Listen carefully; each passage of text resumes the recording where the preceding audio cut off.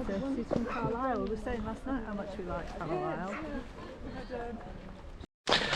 So here I am in Israel. I'm in the West Bank, not far from Bethlehem, and we're helping with the olive harvest. So we're helping local Palestinians harvest their olives. And one of the reasons that we're here is really to stand in solidarity with the Palestinians. And a lot of this land that we're on is at threat of confiscation. And the farmer here, who owns this farm here, Olive Harvest, his land is also under threat. And you probably can't see it well behind me, but the buildings behind me, they're Jewish settlements that are being built according to international law illegally on Palestinian land, and it's encroaching on his land. So we're here to help bring in the olive harvest and support the farmer.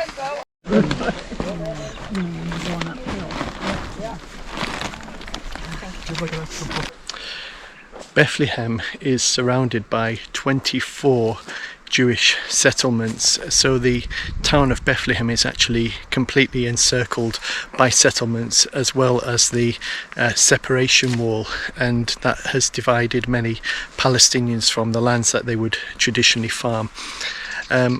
You might be able to just make out behind me that there are some porter cabins, caravans, and these are being used by settlers. And so the farmer that we're on, the land that belongs to him, the settlement is right next to his land now. He hasn't lost any land to the settlers, but his cousin apparently has. And there are apparently 750,000 settlers now living in Palestinian territories. And these settlers come from different places. Apparently quite a lot of them, I was told, actually come from Russia, and actually are Orthodox Christians in background, but it's part of the plan apparently is really to make this area part of an extended Jerusalem, a greater Jerusalem. So these settlements will actually sort of form up to be part of the suburbs of Jerusalem. And these settlements, these Jewish settlements, are actually connected by roads, so the settlers can travel from place to place very easily. But for the Palestinians, it's very difficult to travel. So we were told that effectively Bethlehem is sealed off, and our guide, who is a Palestinian who lives near Bethlehem, said it feels like living in a prison. You're really trapped, and there's only 7 entries and exits into Bethlehem, and that's controlled by the Israeli army. So if they want to seal off Bethlehem, they can do very quickly and very easily. So one of the reasons that we're here to help with the olive harvest is not only to help the farmers, but also being from different parts of the world, it just helps protect the olive harvest. It helps the farmer bring in his olive harvest, less likely to have any issues with people. So that's why we're here helping with the olive harvest. So it's really interesting, it's really eye-opening. Obviously I hear a lot about Israel on the news. I would say I know a little bit about the political situation, but to come here and to see it for myself and to hear from people who are living it is a different experience altogether. And this whole area is controlled by the Israeli military, and just behind me you can actually see a security camera. So looking over not only the settlement village, but also the Palestinian areas as well. So they're keeping an eye on everything that's going on, and very close to where we are, only about less than a quarter of a mile, we're told that there have been violence there, flare-ups, and people have lost their lives in disputes. So behind me on the hill you can make out a Jewish settlement, and all the Jewish settlements are built on high ground, which gives them control over the area, gives them the space where they can sort of look down on the Palestinian areas, which tend to be lower lying areas. So you tend to spot the Jewish settlements, first of all they're more modern, but also they occupy the high ground in this area. Ik vraag het eerst aan jou, dan...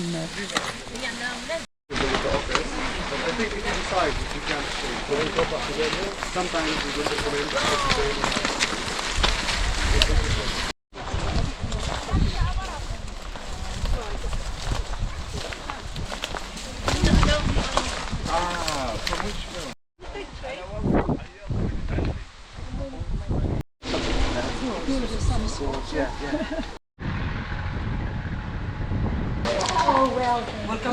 So we're actually in Bethlehem. We're very close to the centre of the town and the Church of the Nativity, and a lot of pilgrims, when they come to Bethlehem, would never actually come and see the refugee camp and see what life is like for many of the Palestinians here. So it's a fascinating insight into what life is like here. Hi.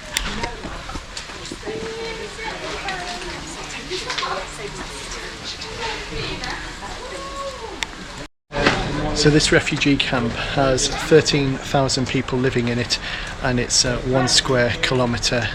And I'm told this building behind us with the tree, 50 people are living in that building alone.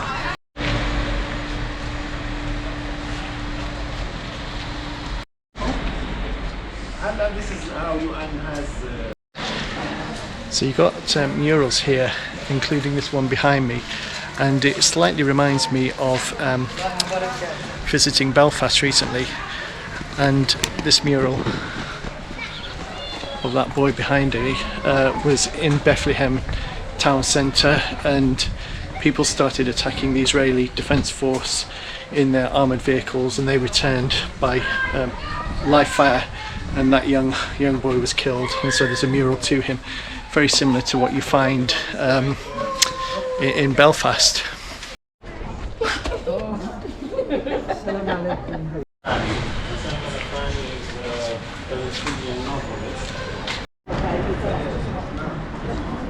So our guide has just been telling us that if Palestinians want to leave the Palestinian area and go into Israel and so forth, they need to get a permit, so they can't just travel freely. And the cars here in the West Bank have a Palestinian number plate, and if you're driving a car with a Palestinian number plate, again, you can't go out of your Palestinian area, you can't go into Israel, for example. And the guide was saying that it's only an hour to the sea, to the Mediterranean, but to get there he would need to get a permit, unless he did it illegally, but he would need to get a permit. And he said last time he applied for a permit to go to the sea, it was refused. So this is some of the challenges facing the Palestinians.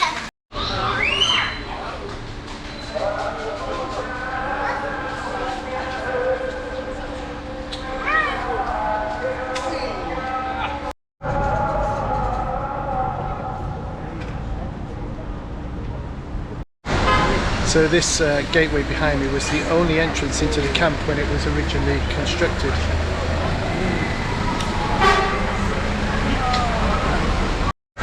And the land in the refugee camp is actually owned by the UN, so the people don't own the land, they build on it.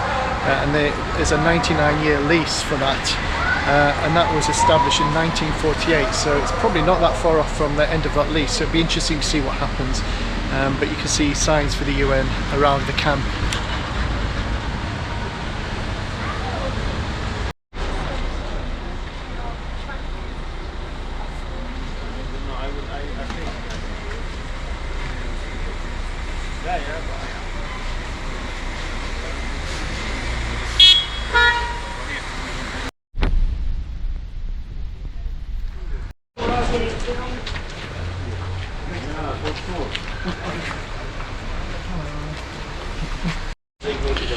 So this is the wall, and to the Israelis it's the security wall, but the Palestinians call it the apartheid wall, or the segregation wall.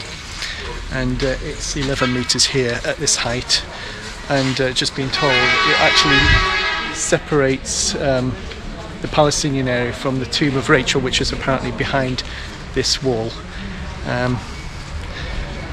Sort of reminds me actually of being in Belfast a year ago, seeing their peace wall, but this one is on a different scale.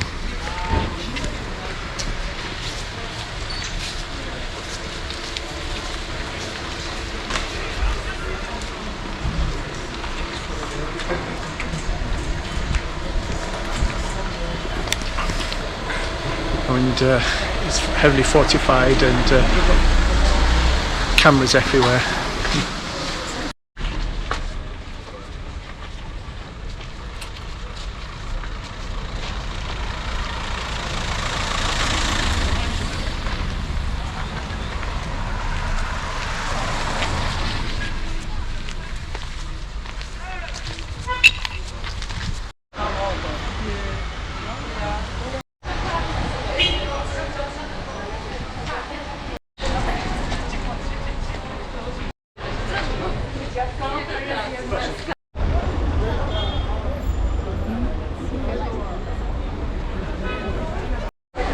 So behind me we have the Church of the Nativity, the birthplace of Jesus.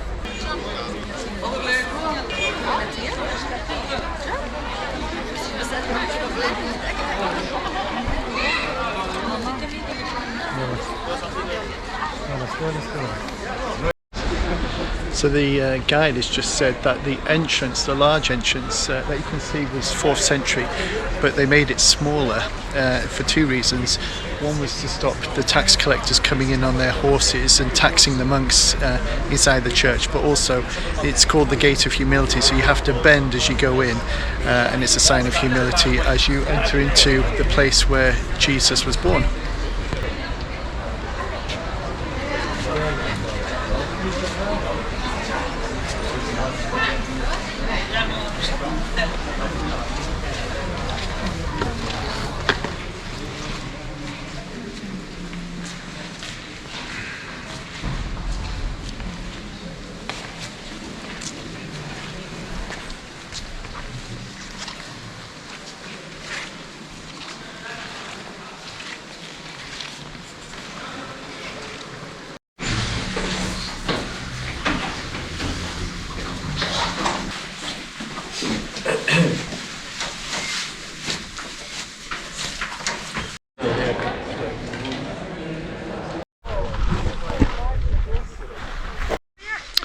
So today we've come to a Palestinian village called Wadi Fukin. It's not far from Bethlehem, and we're here to help the farmer bring in some of his olive harvest.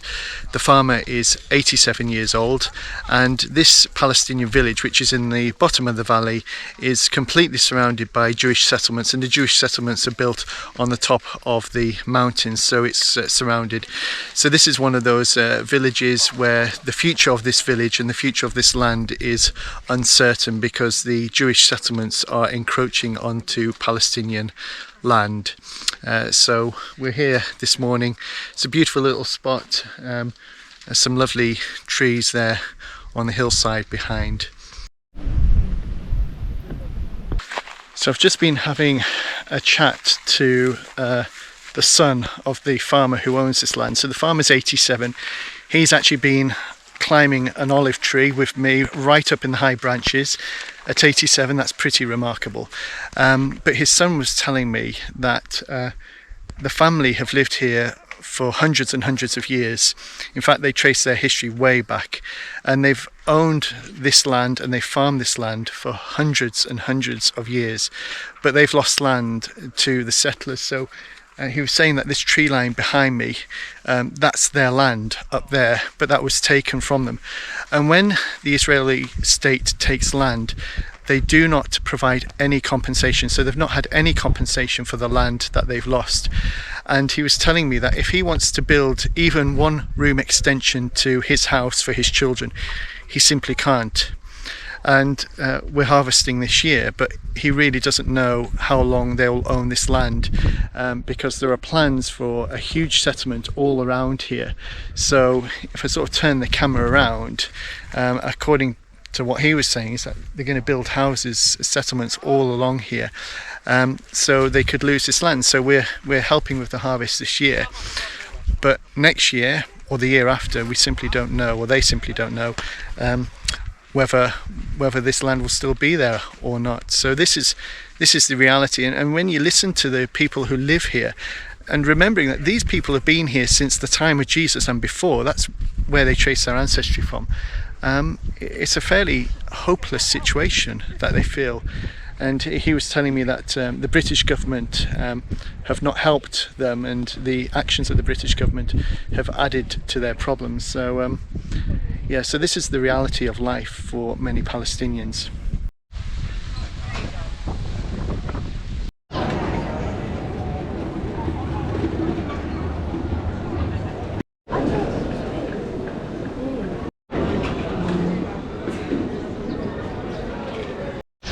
So here I am standing on the Temple Mount in Jerusalem, where the Dome on the Rock sits. It's just behind me out of view, but where the Holy of Holies, the temple, the Jewish temple, used to sit. And for Muslims this is called Haram al-Sharif, one of the holiest sites in the whole world. if not the holiest site in the whole world.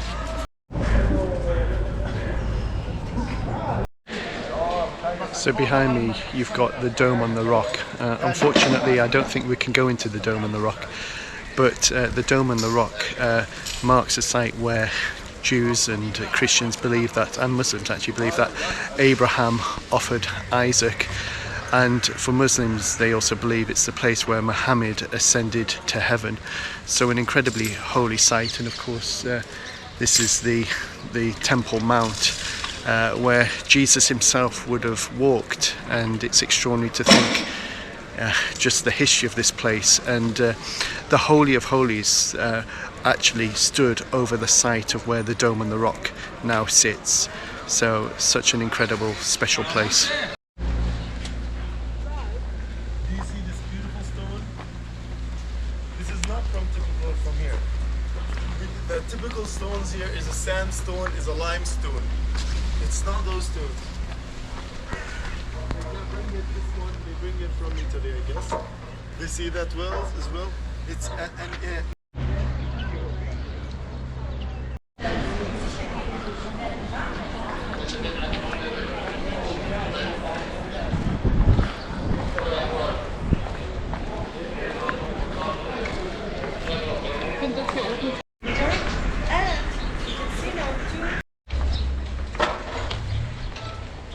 temple period, which is, it's still intact like the same. Our guide who's showing us around Jerusalem today just said that the buildings behind me date from the Second Temple era, obviously with some modern additions there such as air conditioning, but he said that it's believed that when Jesus was brought to the Sanhedrin to be put on trial, and when there was called for his crucifixion, that trial actually took place here at this site. So this is apparently the location where they believe Jesus was tried. The hill behind me is the Mount of Olives, and beyond that would have been, or is, the village of Bethany, or what was the village of Bethany. And the church, I don't know if it's clear on the video, the church with the spire that's on the top of the hill, apparently that marks the place of Jesus' ascension into heaven. And at the bottom of that hill you've got the Garden of Gethsemane, so really important, really holy site for Christians.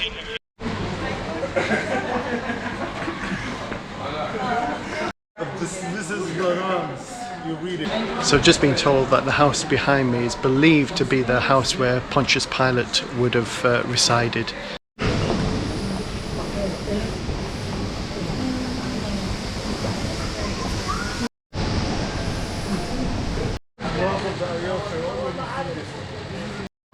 It's marked. I will show you where it is marked. This is the different station of the cross as well. This is three of those things, and then we will go to the church.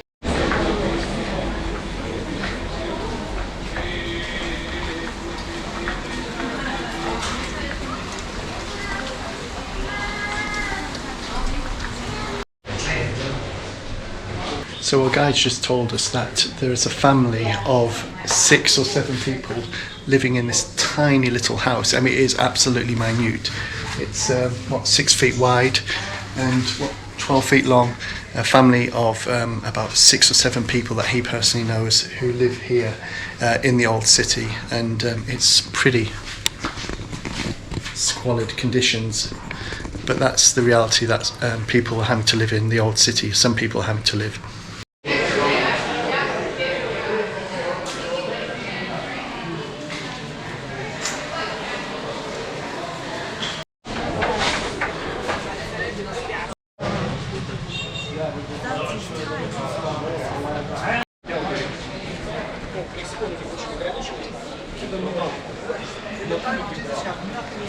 The bended cord. Do you know what it's called? Cord is a place to go to bed.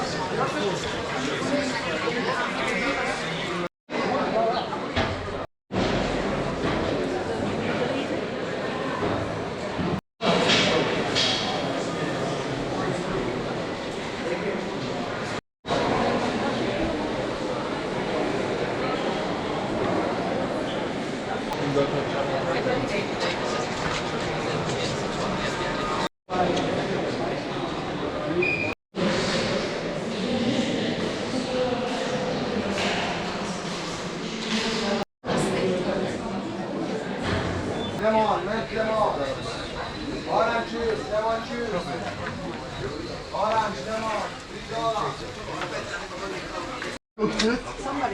is some Palestinian.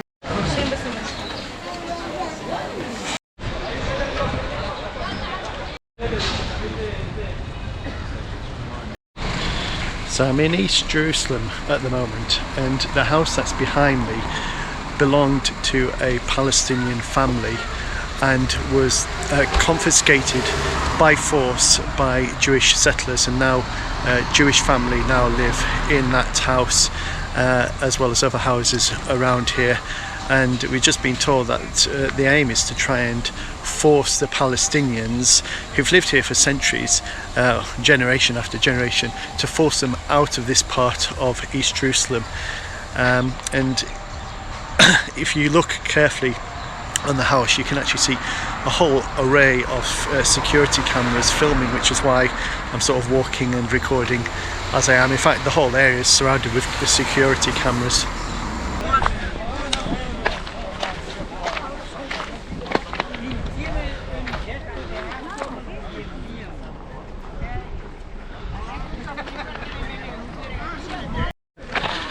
So this is the Judean wilderness. We're travelling from Bethlehem around Jerusalem and we're making our way to Jericho.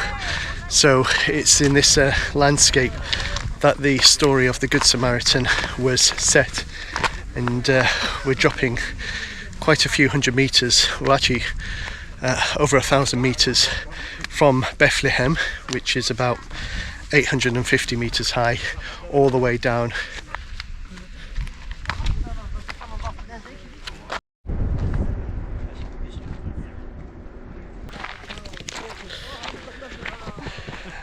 So on the hillside behind me you can see the sheep tracks and the tracks that the sheep and the goats make, and these are really ancient tracks that the sheep and the goats walk along, led by the shepherd, which is pretty horrific when you look at the drop. And between the tracks in the winter time, sort of February, March time, grass grows between the tracks, and in the Lord's 23rd Psalm, the Lord's my shepherd, where it talks about green pastures, this is the green pastures. So the grass would grow between those tracks. So when it talks about the Lord leading us into green pastures, you know, we often think about, I don't know, sort of Lake District sort of scenery, fields full of green grass, whereas in fact these are the green pastures. The shepherd leads the sheep along these tracks, and these tracks are spaced apart, so many, I don't know, a metre apart maybe, to allow the sheep and the goats that they can, from the track, can reach in to eat the grass when it's there. And you notice these tracks along all the hillsides here. Yeah, an amazing view, amazing location. So our guide, Amen, has told us that the reason the monastery is here is because, according to tradition, Saint Anne, who I believe was the mother of the Virgin Mary, was having problems conceiving, and so Saint Anne and her husband came to this location and fasted and prayed that they would have a child, and they went on to conceive and give birth to the Virgin Mary. So that's why this monastery is in this location. There is also a stream running through this valley, so there's a source of water, and I can't see this river or the stream, but I can certainly hear the running water down there. So wonderful, beautiful little location. So we're now in Jericho, and in the Bible Jesus passed through Jericho and saw Zacchaeus climbing up a tree, and here is this tree in Jericho. Now this tree is actually only 700 years old, so it's not the original tree, but this is a place people come and stop, and I suppose it gives you a chance to reflect on the story. So there we are, the sycamore tree in Jericho. We're at Hisham's palace in Jericho. Dates from the early 700s, and his father built the Al-Aqsa Mosque in Jerusalem, and this is got some fine ruins here and one of the largest mosaics in the Arab world. Behind me you've got the star window that used to stand in the main central part of the palace, and sunlight would stream through it, and it's believed to be the inspiration for the rose windows that you get in a lot of cathedrals in Europe. So they believe those windows were inspired by this window here behind me. So the mosaic floor behind me is considered one of the world's best preserved and largest mosaics, so quite an impressive sight. You can do and you can believe the population drive-through.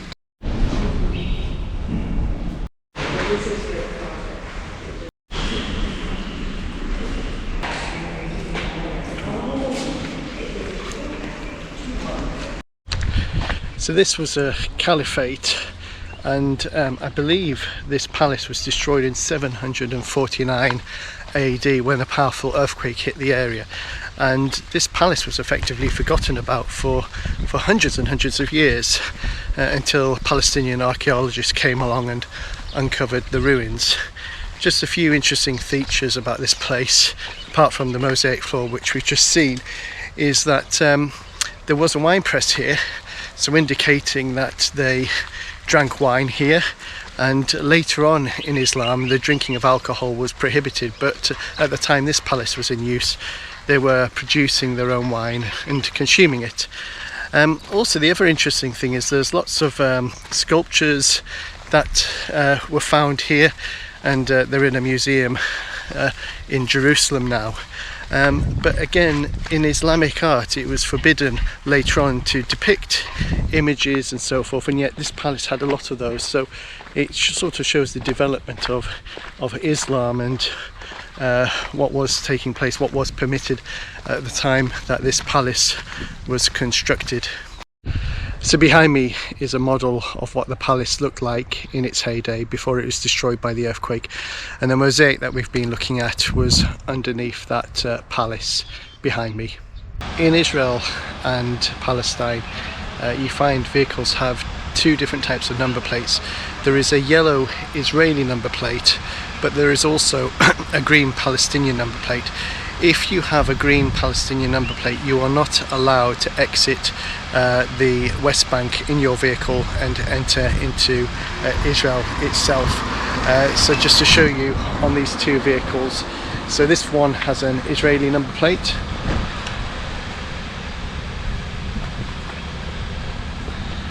so they can drive into Israel, and our tour bus has a Palestinian number plate.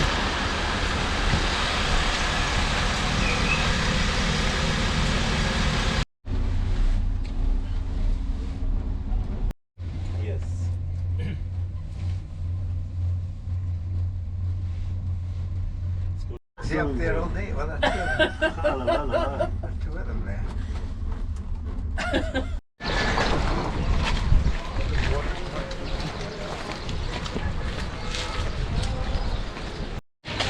So behind me is the city of Jericho. City of Jericho has been occupied for over 10,000 years. It's the oldest city in the world. It's also the lowest city in the earth.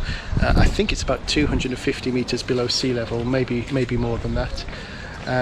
And you probably can't see us on this video, but the Jericho that we read about in the Bible, or the walls of Jericho, are down there at the bottom of this cable car route, although there isn't actually any archaeological evidence to back up the scriptural account of the fall of the walls of Jericho. So there were walls there. In fact, you can see some walls, but I believe archaeologists say that they would have collapsed, they would have fallen before Joshua entered this land with the Israelites.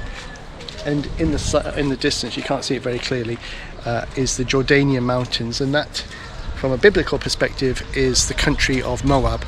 And we read about Ruth. She was a Moabite, so she came from Moab, the other side of the Jordan River, over in what is now modern day Jordan.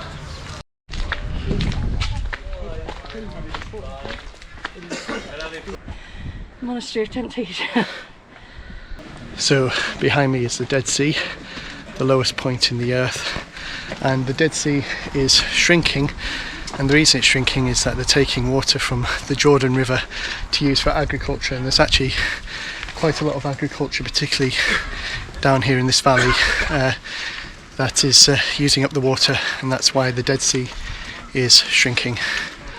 And just behind me, or to my left, is the Monastery of the Temptation. So this is the site that they believe Jesus was tempted in the wilderness, or certainly the site that is being a place of remembrance where Jesus was tempted.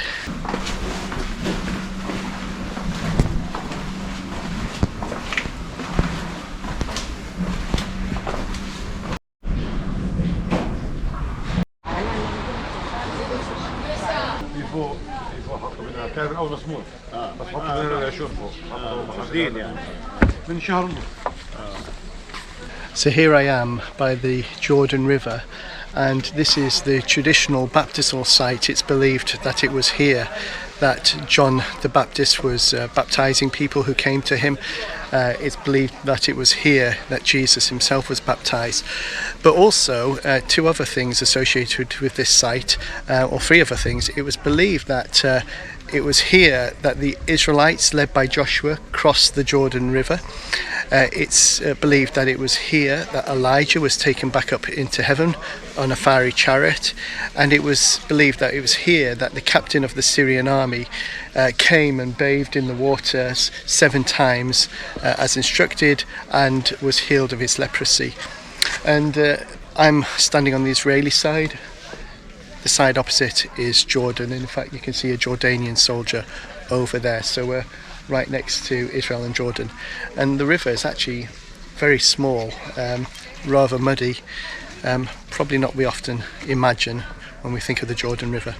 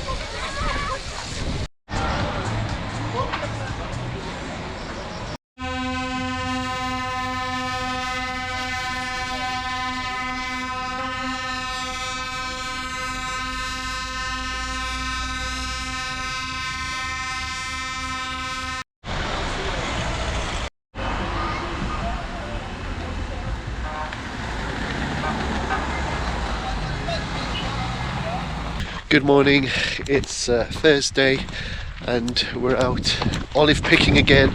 We're in a location just to the south of Bethlehem, not far from where we went olive picking the first day. Today it's much quieter on the roads, and the reason for that is because there is apparently a general strike right across the West Bank, and this is because yesterday the Israeli army shot and killed a Palestinian activist. Now, I don't know what happened, I don't know the circumstances of his death, but because of his death there's a general strike across the West Bank in protest over his killing, but also to stand in solidarity with his family. And apparently during the night there were also clashes between the Palestinians and the Israeli army, and people injured because of tear gas and the firing of rubber bullets and so forth. So the thing about this area, the thing that you realise when you're here is, you know, there's a simmering tension all the time, and it really doesn't take much for there to be a flare-up of violence. And as I say, I don't know the circumstances of what happened, apart from the fact that this person was killed.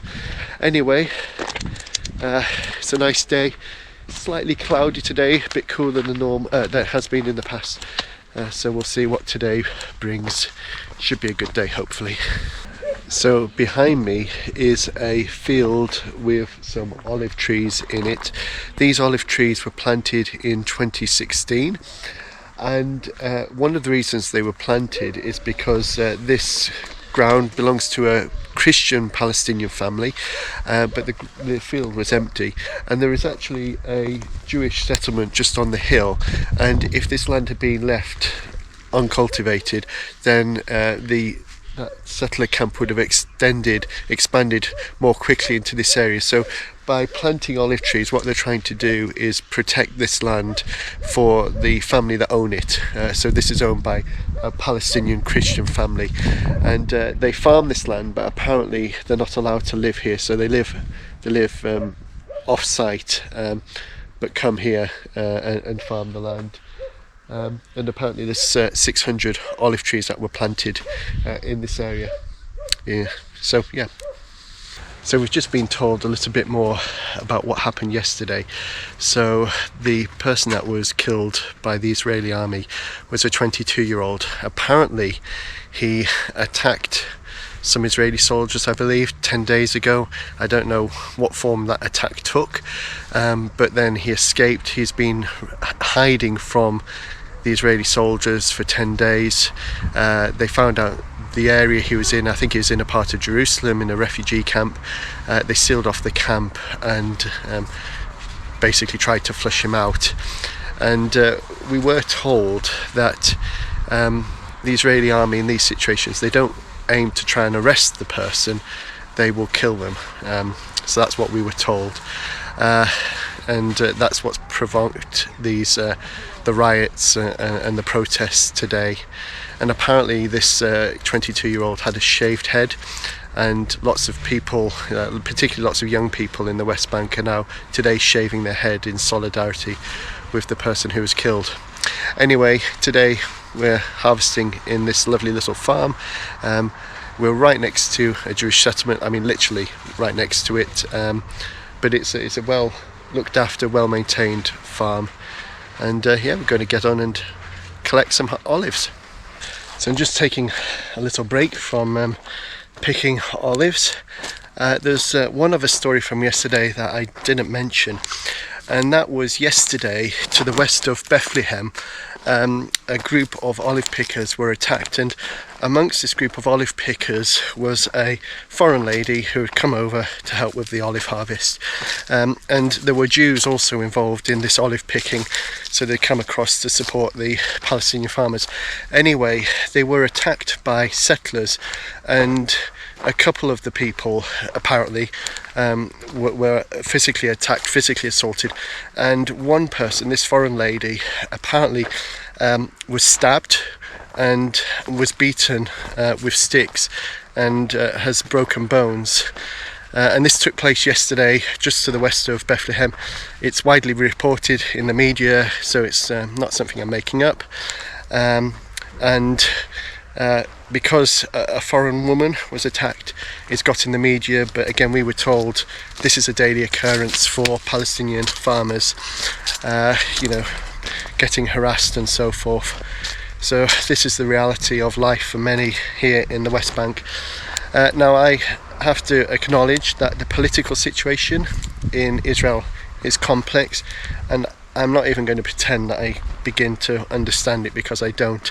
And I'm reporting what I'm hearing about the Palestinian perspective. I realise that there are people who have different perspectives. Also, I think it's important to say that there are many people in Israel, Palestinians and Jews, who do not support what the government is doing in the West Bank and what the government is doing in terms of confiscating Palestinian land. So the situation is very complex. And when we were here, someone said that Jeremy Bowen, the BBC a Middle East correspondent who spent most of his career sort of reporting on the political situation here, apparently he said that when people come to Israel, Palestine, they go back, when correspondents, that is, they go back and they say, oh, I'm going to write a book about the political situation in the Middle East. The second time they come, they go back and say, oh, I'm going to write an article about the political situation in the Middle East. And the third time they come across, they say, what on earth do I know? And I think that just goes to highlight that the political situation on the ground is very complex, is very messy, and I'm just trying to report in this video the stories I'm hearing and the things that I'm seeing. So as I say, I'm very conscious of the fact it's just one perspective, but it's the reality that many Palestinians are facing. Anyway, I'm going to go back. I'm going to climb up another tree and do some more harvesting. I'll take the camera up and see if I can film what it's like in the top of an olive tree. It's quite fun being stood up in the top of the tree harvesting olives. It's very dusty here. I don't know if you can see, but I'm covered in dust from head to foot. So yeah, definitely need a shower and a wash when I get back later today.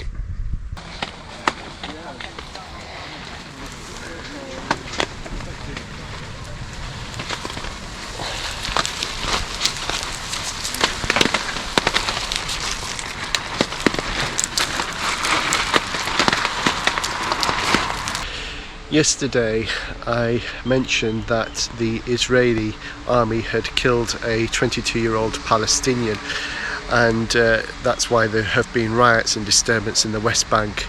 And today I found out a little bit more about what had happened, and apparently about 10 days ago or so, this young 22-year-old Palestinian attacked an Israeli checkpoint and killed an Israeli soldier, and that's the reason why the Israeli army were hunting him.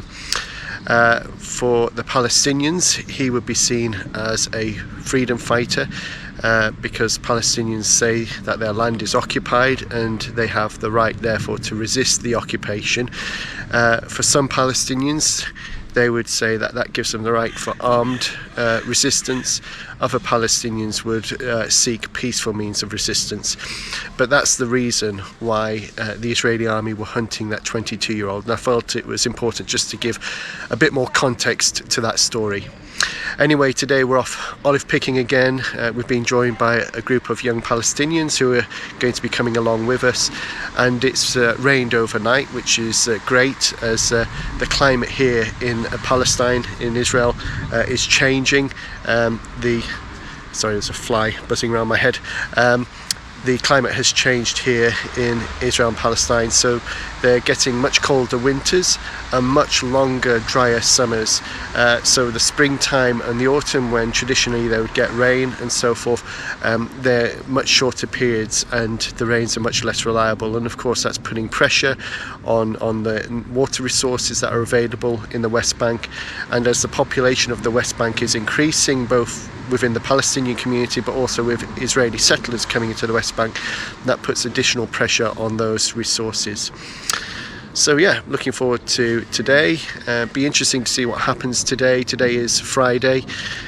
For Muslims, an important day of prayer for them, their holy day in the week. So I do wonder whether we might hear about more protests later on in the day, but we'll see how today goes. So here we are for our location for olive picking today, and we're going to be here all day. There's about 60 of us all together. There's a group of young Palestinian students who've joined us.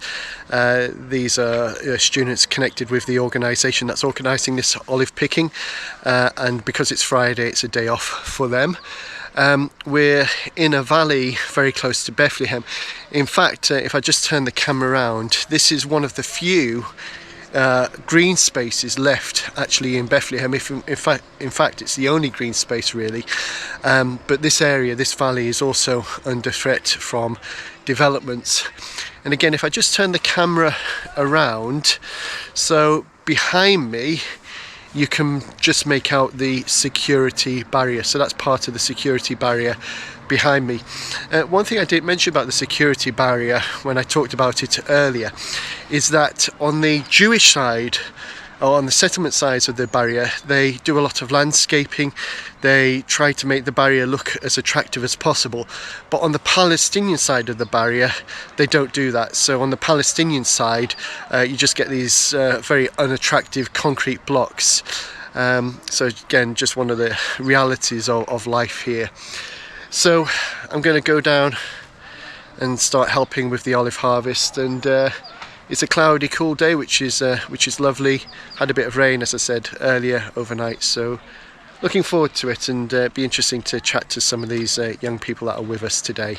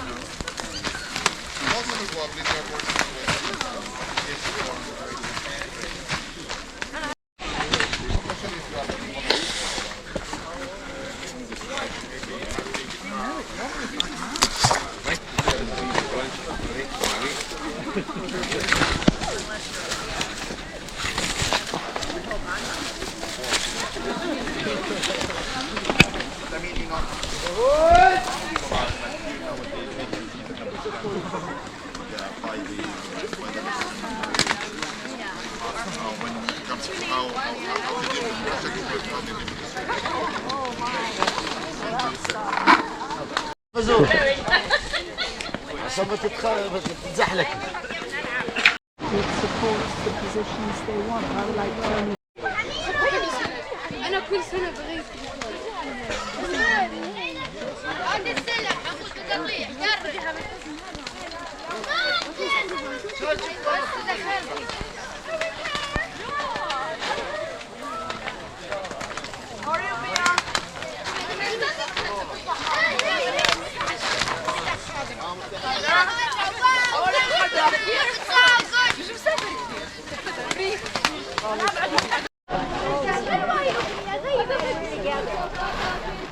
So just taking a little break from the olive picking, and the teenagers that have come to help today are a lot of fun.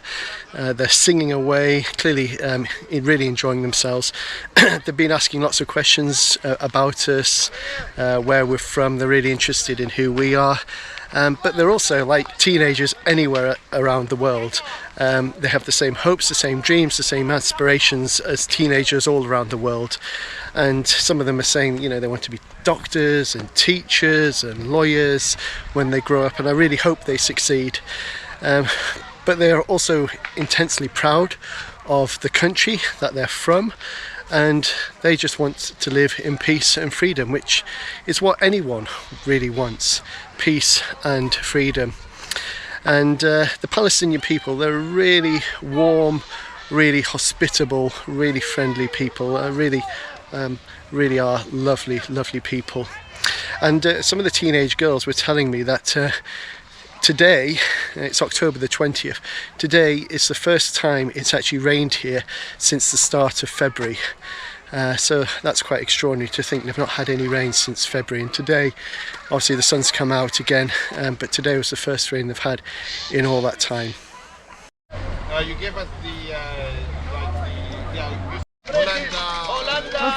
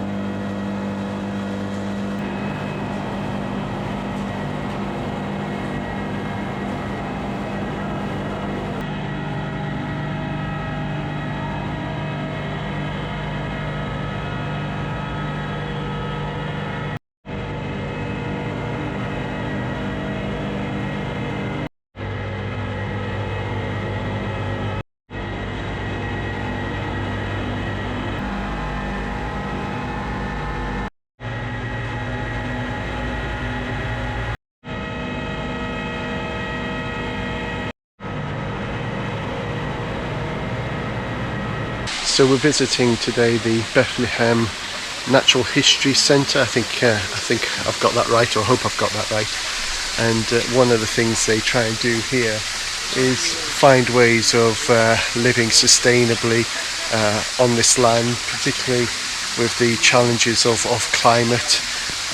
So here you have this system where they've got aquaponics and fish and how they use the system to grow crops and so forth, reusing the water and so forth. A bit beyond me really, but that's what this is all about.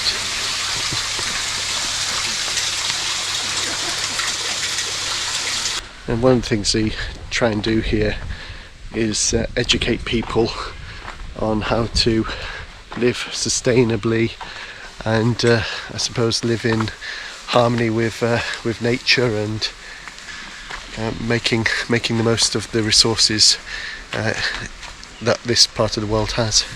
The professor who established this institute was telling us that one of the projects they did was working with 80 farmers close by to here. Half of those farmers were women, and they helped them over a course of 3 years to actually increase their crop yields by 40%, teaching them how to better utilize the resources that are available to them. But also he said that they also helped reduce their production costs as well by helping them to find alternative means of producing crops without having to rely on fertilizers and pesticides. So that's all part of the work that they're engaged here, and they work a lot with children, school parties and so forth. So education is a big part of the work of this institute. So I got the name of this place wrong. It's actually the Palestine Museum of Natural History. This is another project they've got here where they've created a biogas producer system. So food waste and so forth goes in there and then gets converted into biogas, which they can then reuse.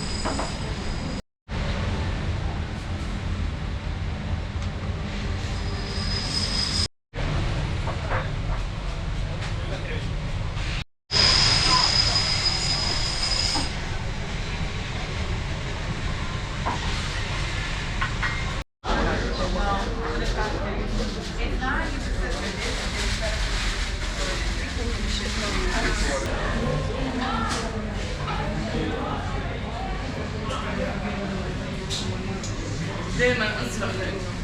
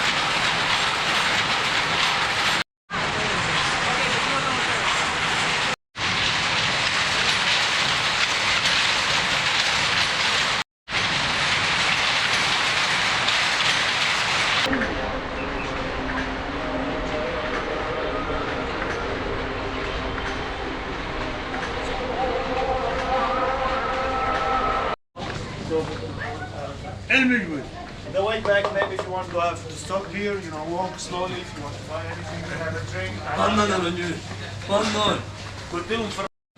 So here we're walking through the old bazaar in Hebron, and we're told it used to be much busier than it is at the moment, but because of tensions here, it's not as busy anymore.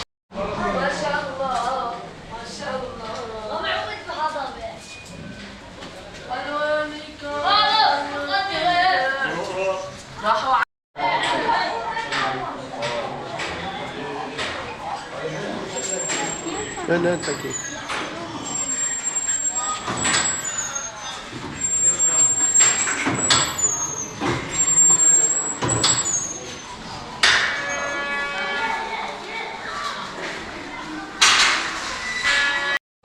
So we're in the old city of Hebron. Apparently Hebron is older, the old city in Hebron is actually older than the old city in Jerusalem. But Hebron is also one of the cities in the West Bank where there are tensions. I'm told there's about 750 Jewish settlers living in Hebron, and there are around 2.5, they think around 2.5 Israeli soldiers here to guard the settlers. But it's one of the cities where there are tensions, and there's a very high security. Obviously you just been through a barrier, and there's armed soldiers behind me, in front of me, and apparently a lot of Palestinians are not coming into the old city anymore. So the bazaar that we walked through apparently used to be heaving, full of life, full of shops, but it is really quiet now because people are just not coming in anymore to Hebron. So behind me there is an alleyway, and you can see a barrier, and we've just been told there's 103 barriers in Hebron like this, because the settlers live in the old city, and so it's all about controlling who can access the area and how they control it, and it's all about the Israelis trying to protect the settlers who've moved into Hebron. Apparently a lot of these settlers have come from America and from France. So that's where the settlers have come, who are coming into Hebron, and they're very religious settlers.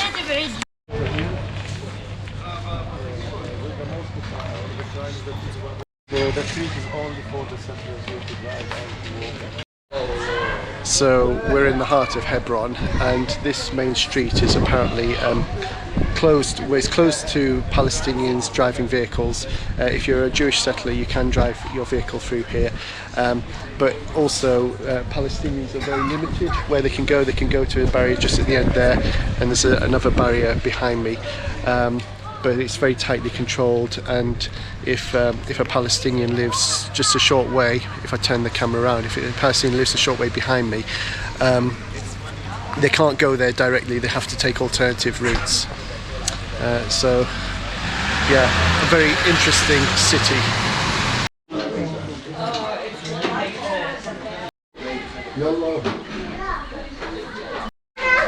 So you can see behind me some of the houses which look really old. They look like those pictures that you see in the Bible of houses in Jesus' day, but this is all Jewish settlement, so this is where the Jewish settlers have moved right into the very heart of Hebron. But what are they doing in the going? So we're in the old city, just had lunch, and the group that I'm with, we're walking into, or have walked into, the Jewish settlement. Our Palestinian guides can't join us because they're not allowed into this area, but we are. Did have to show my passport and my visa, which I received on the way into Israel, to the soldier, but that was fine. He was perfectly friendly and pleasant, and now we're into the Jewish area. Just have a little wander around. The buildings here look like they're of great antiquity. I'd love to know actually how old some of these buildings are. But along here, this street, there's all these sealed units, locked units. So I assume at some point in time, all of these would have been shops full of life, full of commerce, but they're all closed here. And just ahead of me, we've got a large cemetery as well. So a heavy security presence in this area. There's lots of signs in Hebrew which unfortunately I can't translate, but there's an interesting one behind me. I don't know if you can see it, but it says Hebron, 4,000 years of Jewish history. And this is one of the debates here, you see, or one of the reasons why there's this a lot of conflict over Hebron, with Jews saying, you know, this has been a Jewish city from long ago, and Palestinians arguing differently and saying it's been a Muslim, predominantly, but it is Muslim town. But you can see the narrative that's going on here in Hebron. It's very quiet, the streets are very quiet walking around here, but it is a Saturday, Sabbath, so that might explain one of the reasons why. But I sort of get the impression that this would have been a really bustling area in the past, but because it is restricted to most of the inhabitants of Hebron, it's now very quiet, and Israeli soldiers patrolling all the time. I'm just noticing the buildings behind me, still in the Jewish area. It looks like most of these buildings are empty. It doesn't look like anyone's living in them. Certainly one or two just behind me there look abandoned. So yeah, one thing that's noticeable about this area is it's actually quite sizable. Yeah, it goes on quite a long way. It's bigger than I think I was anticipating. Again, behind me, you can see those buildings behind me. Obviously no one's living there, so I don't know whether the plan is for more settlers to move in. I presume that must be the plan.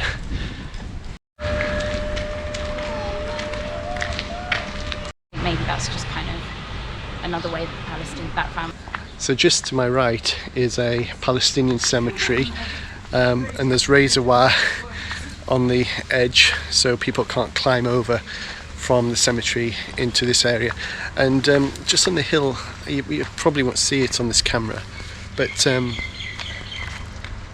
don't know if you can see that. A bit behind me there is a Israeli military outpost, and there's a big menorah over there next to it as well.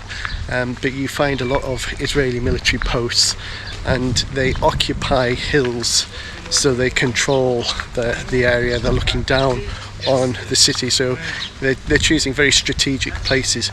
It's all made me think actually the other day about castles, when we visit castles in England or Scotland or wherever it may be, and they become visitor attractions. I just wonder if one day these military outposts on hills, when times have improved, when there's peace at last, whether we'll be visiting these military outposts a bit like we visit castles today.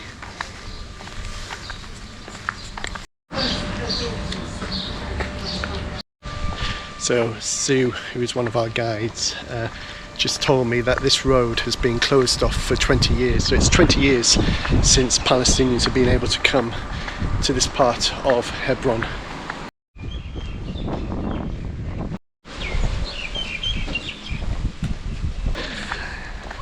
Having just said about this street being closed off for 20 years, it's probably worth me mentioning that I think according to the Oslo Agreement, which I think was in 1998 or 1999, Palestine was meant to become its own state. So it's interesting, just a year or two after that Oslo Agreement, Oslo Accord was made, this street was closed to Palestinians. As I say, we can walk down here, although have to have our passports checked to come, but we can come in here, but our Palestinian guides cannot.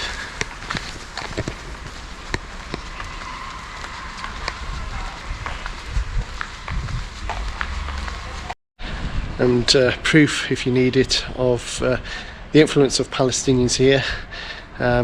Just behind me on this building, you've got Arabic inscription.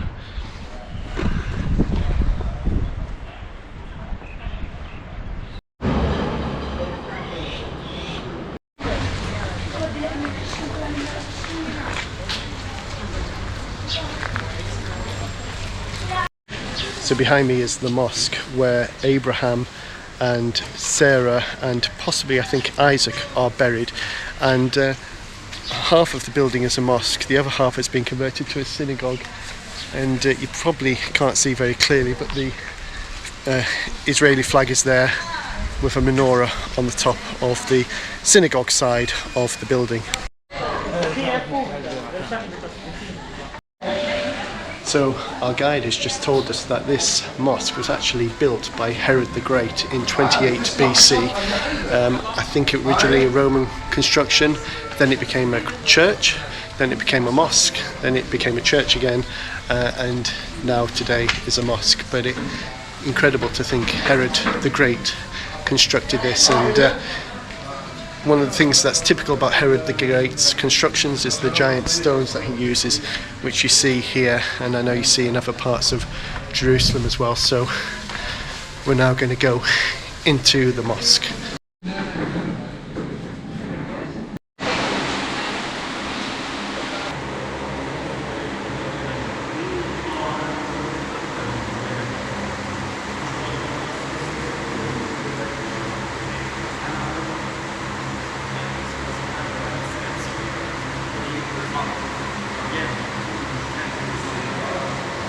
So behind me is the mausoleum of Rebecca, and just over there is a mausoleum of her husband Isaac. So Rebecca and Isaac are buried here, and this is a mausoleum, and they're buried beneath here in a cave. So we've got Rebecca and Isaac here in this mosque. The floor in this mosque is not level. It slopes down, and the reason it slopes down is because when Herod constructed this building originally, it was open to the elements. There was no roof. That was added later. I think it might have been a military fortification. So the path, the floor slopes in order to allow the water to run away. And then I think it was Saint Helena, the mother of Constantine, who added the roof to this building, and it became a church.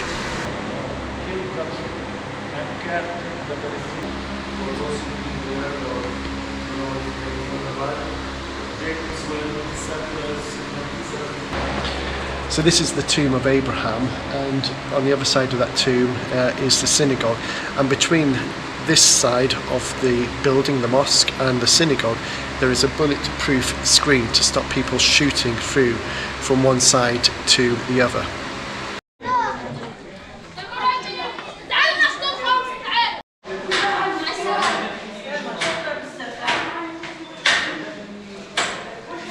Hello, can you buy?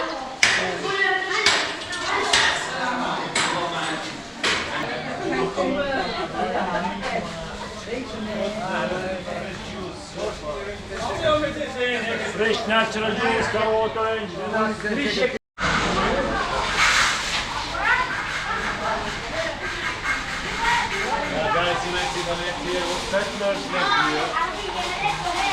So along this street, Jewish settlers live above the shops here, and there's netting to stop the settlers throwing stuff onto the street, and that happens fairly regularly. Be careful. Yes. I don't know what kind of thing. So just to prove the point, right above me there's rubbish being thrown on the netting.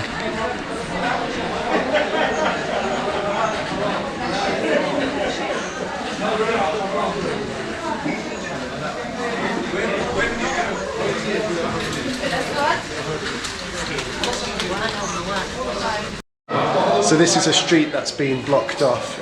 So on the other side of that is the Jewish settler camp, and so the street's been blocked off so no one can access it. Went to the wholesale market originally.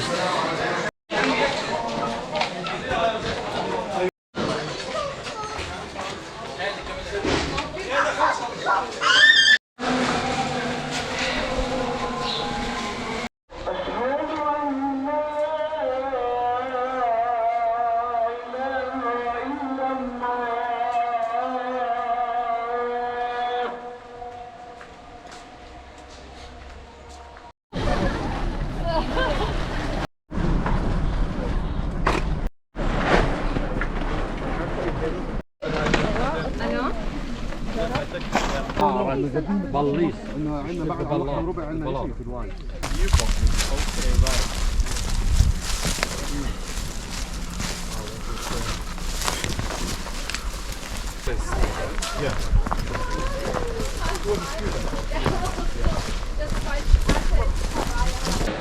This is the Paternoster Church on the Mount of Olives, and they believe that Jesus taught his disciples the Lord's Prayer on this location, hence the church. And all around the sides you've got the Lord's Prayer in different languages.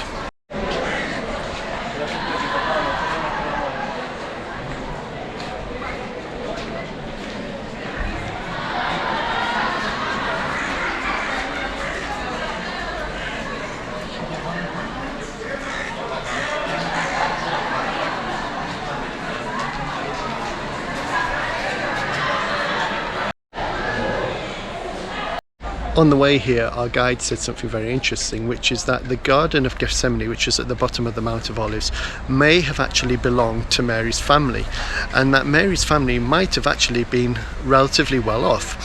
And the reason for this is that Mary's cousin was Elizabeth, and Elizabeth was married to Zachariah, and Zachariah was part of the priestly caste. He served as a priest in the temple in Jerusalem, therefore probably would have been quite well off. And there is a suggestion that one of the reasons Jesus spent so much time in and around the Mount of Olives was because and particularly actually in Gethsemane, is because it might have belonged to Mary's family. Now, I'd never heard that before, so that's a very interesting suggestion or theory. But of course, Bethany is also very close to here, and we know that Mary, Martha and Lazarus lived there, and Jesus spent a lot of his time with them as well. The church of the Paternoster is absolutely heaving with people. Doesn't make it for a particularly spiritual experience, but I've just come down here and discovered they've got these lovely grounds with olive trees, and this is a wonderful little spot. I wish I'd found it earlier. Very peaceful, and as you can see, no crowds here. So if you do come to the Church of the Paternoster, I suggest you come behind the church to these grounds, and you can imagine Jesus and his disciples sort of walking in these olive groves and talking and praying together. We've just had a visit to the Jerusalem Princess Basma Centre, and this comes under the auspices of the Anglican Church, and the centre helps support children from Gaza and the West Bank who have physical and learning disabilities. They also operate clinics in those areas, so some of the children will receive support in the community, and then they come here to Jerusalem to get additional support and help. There's also a school here in this centre, and 1/3 of the students in the school have physical disabilities, so an amazing place doing fantastic work here in Jerusalem and serving those Gaza and the West Bank. So we're now making our way down the Mount of Olives towards the Garden of Gethsemane, and the path that we're following is the path that it is believed Jesus used when he entered Jerusalem on Palm Sunday.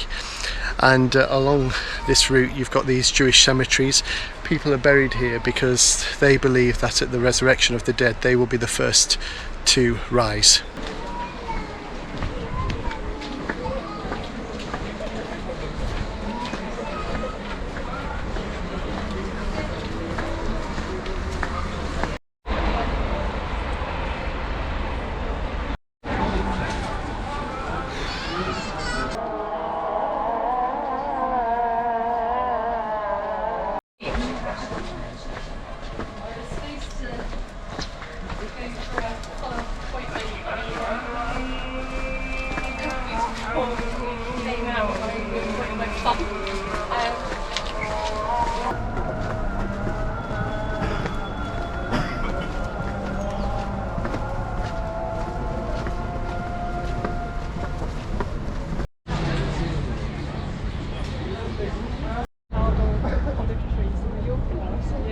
So here we are at the bottom of the Mount of Olives in the Garden of Gethsemane, and this probably would have been a private garden, and Jesus obviously knew the people who owned this garden, as I say, possibly even Mary's family that owned it. And there were some very ancient olive trees here. I don't know how old they are, but they've certainly been here for a very long time indeed.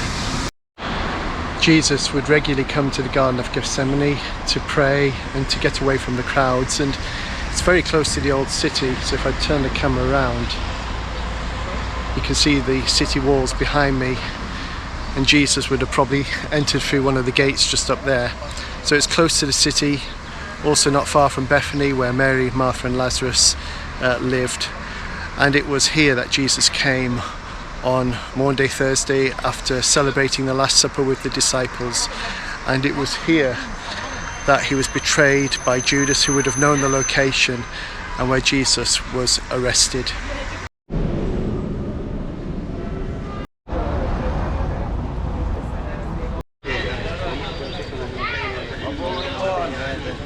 So I'm now at the pool of Bethesda.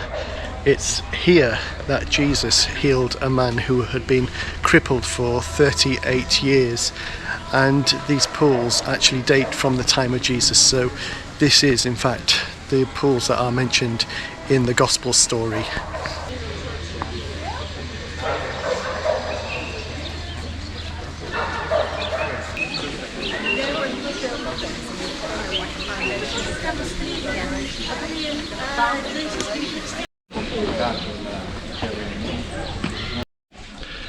Behind me is St Anne's Church, and there is apparently a very strong oral tradition that where St Anne's Church is built was where Mary, the Virgin Mary, was brought up. That was her family home, was here, right next to the pools of Bethesda. And we've been told that the oral tradition here is very, very strong indeed, and time again archaeologists have been able to back up the oral tradition through archaeological discoveries. So according to our guide, the Virgin Mary, her parents actually lived in this location, in that church which is behind me, and this is where the Virgin Mary would have grown up. Again, as I mentioned earlier, believe that she comes from a priestly family, yeah, and we're very close obviously to the Temple Mount here in this location.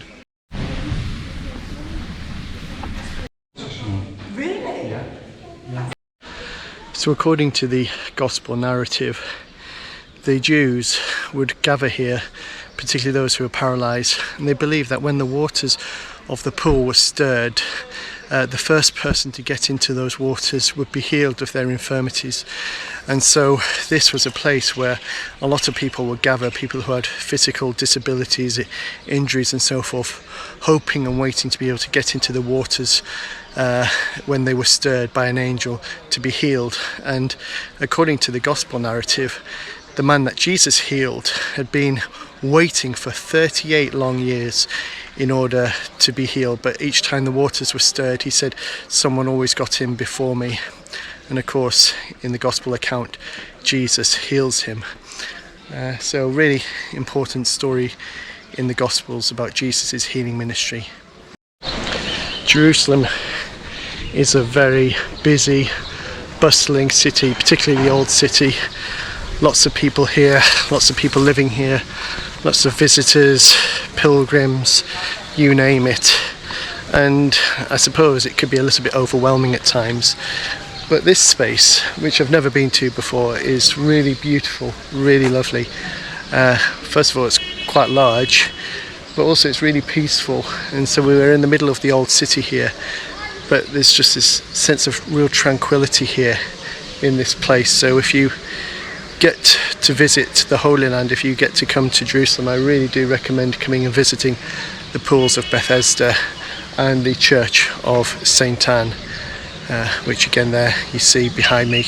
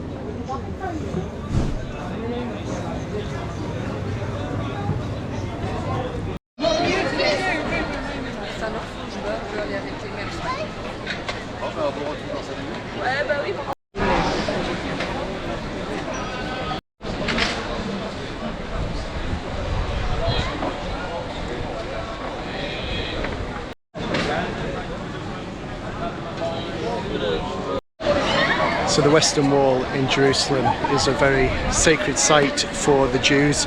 As you come in here, it asks you to respect the place for obvious reasons, but also talks about the divine presence still being here. And it's a very moving place to come and watch people at prayer, and to actually have the opportunity to go and pray next to the Western Wall as well. The people I met, one or two Jews I met, are very friendly, and if you want to know a bit more about what they're doing and their practices and the prayer, then just ask, and they're very happy to share with that. But they're reciting the Torah and the Psalms, and I did ask about the rocking motion, which you see lots of them doing it, and the person I spoke to said it's the soul praying to God, so it's the sort of physical enactment of prayer.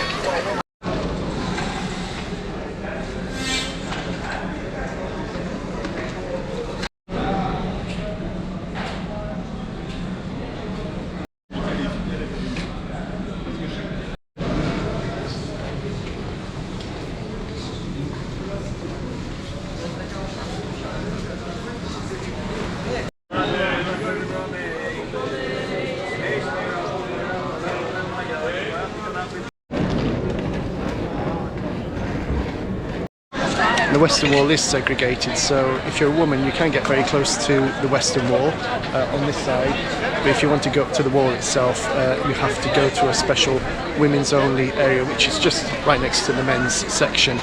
But the men's section is slightly longer, and it does actually go underneath the tunnel there, so for a bit further, so you can get right next to the wall if you want.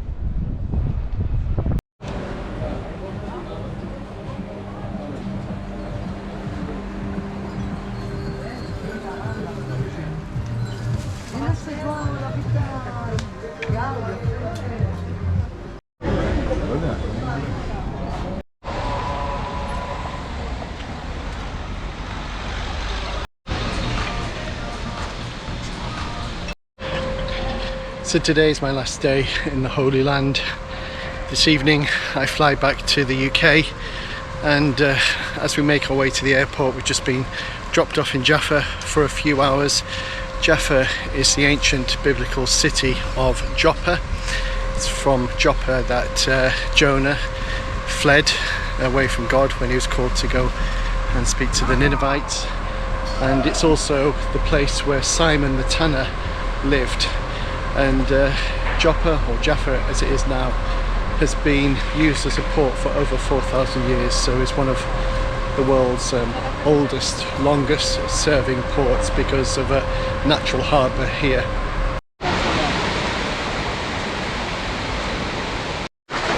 The ancient city of Joppa is extremely important in Christian history. In fact, one of the most important events in Christian history took place in this location, just a short distance from where I'm sat. According to Acts chapter 10, Cornelius, who was a Gentile but a God-fearing Gentile, was praying one day when he had a vision from God telling him to go to Joppa and to find Peter, who was staying at the house of Simon the Tanner. And Simon the Tanner lived by the sea. And so Cornelius went and sent servants to go to the house of Simon the Tanner.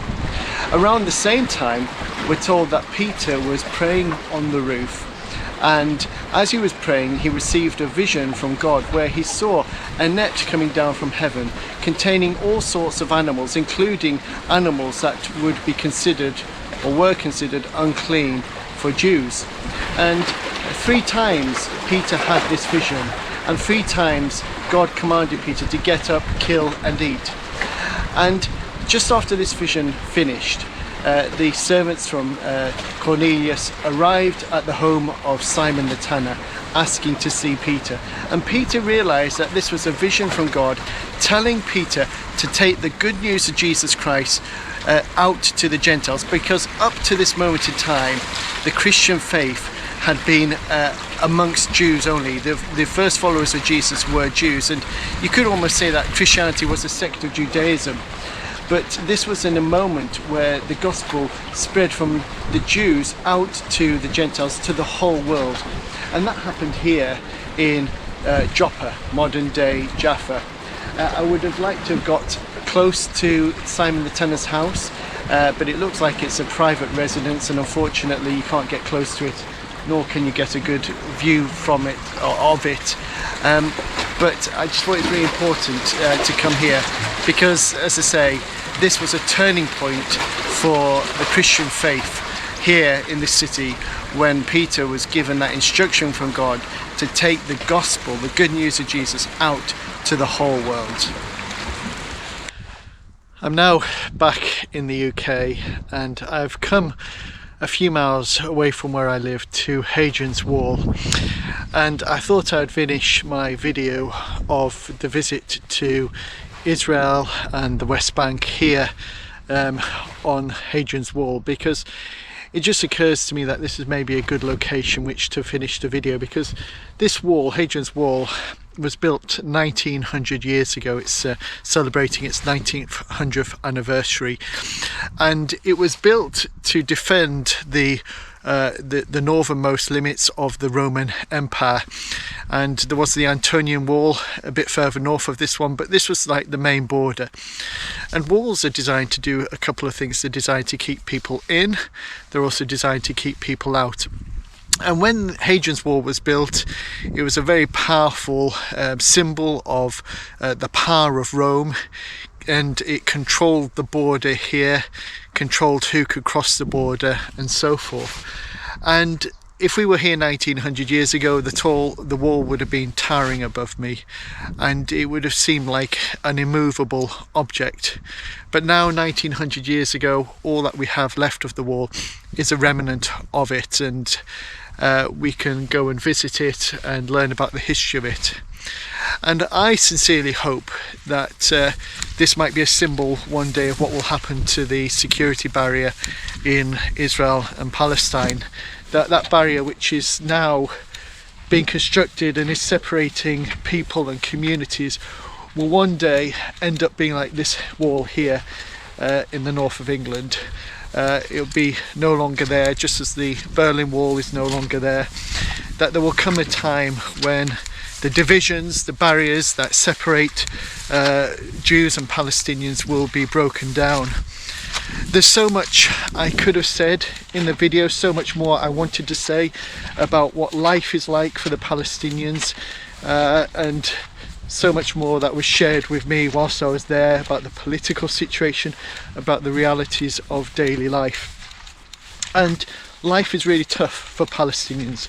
There are things I take for granted, that we all take for granted, that Palestinians aren't able to take for granted. The freedom of movement. The state of Israel controls every aspect of Palestinians' life, where they can travel. It controls access to resources such as water and so forth. And the Palestinians just want to be able to direct their own future, to have a say over their own future, and to live in peace. And I really do hope that there will come a day soon when that will be true for all the people who call Holy Land home. And I think that's important, not just for the Palestinians. I also think it's important for the people of Israel, because I don't think there can ever be real peace or real security until these big issues are addressed. And the state of Israel might be building this wall to try and protect its citizens, or at least that's what it claims. Others say it's actually about grabbing land. But really, Israel's never going to be secure until they address the issue and the plight of the Palestinians. So as I say, I hope one day I'll be able to go back to the Holy Land and we will have remnants of the wall, just as we have remnants of Hadrian's Wall here, just as we have remnants of the Berlin Wall, and it can be a reminder of a period in history that is no longer there. So that's my hope, my prayer for the people.